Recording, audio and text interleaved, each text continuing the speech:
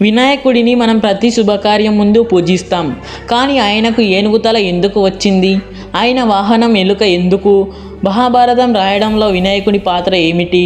ఇలాంటి ఎన్నో ఆసక్తికరమైన నిజాలు చాలామందికి తెలియవు. ఈ వీడియోలో వినాయకుడి గురించి ఆశ్చర్యపరిచే నిజాలను తెలుసుకుందాం. వినాయకుని జన్మకథ. పురాణ కథ ప్రకారం పార్వతీదేవి తన శక్తితో ఒక బాలుని సృష్టించారు. అతనికి కాలపగా ఉండమని చెప్పింది.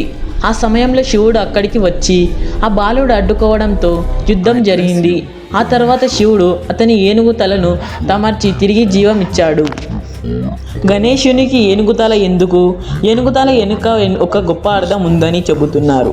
ఏనుగు జ్ఞానం, బలం, సహనం, మంచి జ్ఞాపకశక్తి పత్రిక. వినాయకుడు మనకు పెద్ద ఆలోచించాలి, మంచి విషయాలను వినాలి అనే సందేశాన్ని ఇస్తాడని భావిస్తారు. వినాయకుడి వీరదంత రహస్యం. వినాయకుడి ఏకదంతుడు అని పిలుస్తారు. పూర్ణ కథ ప్రకారం మహాభారతాన్ని రాయడాన్ని వ్యాస మహర్షి చెప్పిన మాటలు తప్పకుండా రాయడానికి ఉపయోగిస్తాడని చెబుతున్నారు. మహాభారత రచనల్లో వినాయకుడి పాత్ర. వ్యాస మహర్షి మహాభారతాన్ని చెప్పగా దాన్ని రాసేవాడు వినాయకుడని పూర్ణంలో ఉంది.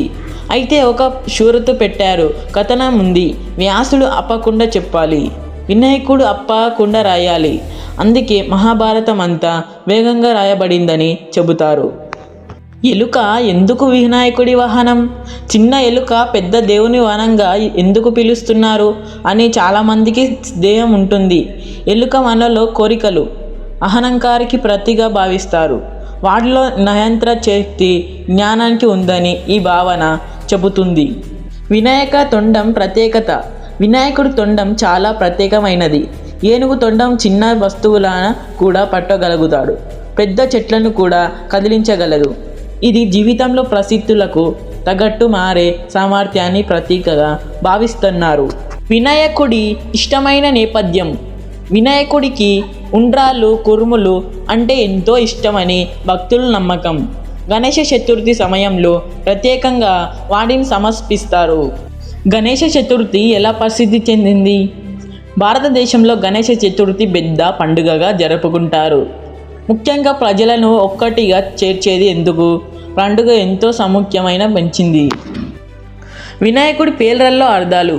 గణపతి అంటే గణల అధిపతి. విఘ్నేశ్వరుడు అంటే అండకులను తొలగించేవాడు.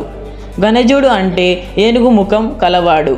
చివరి ఆసక్తికరమైన నిజం, వినాయకుడు కేవలం ఒక దేవుడుగానే కాకుండా జ్ఞానం, ధైర్యం, కొత్త ప్రారంభాలను ప్రతీకగా కూడా చూస్తారు. అందుకే ఏ పని మొదలుపెట్టినా ముందుగా వినాయకుడిని నమస్కరించడం అనువాద తీరుగా మారింది. ఈ అద్భుతమైన వినాయకుడి విషయాలు మీకు నచ్చినట్లయితే వీడియోని లైక్ చేయండి. ఇలాంటి మరిన్ని ఆసక్తికరమైన ఫ్యాక్ట్స్ కోసం మన ఛానల్ను సబ్స్క్రైబ్ చేసి పెట్టుకోండి.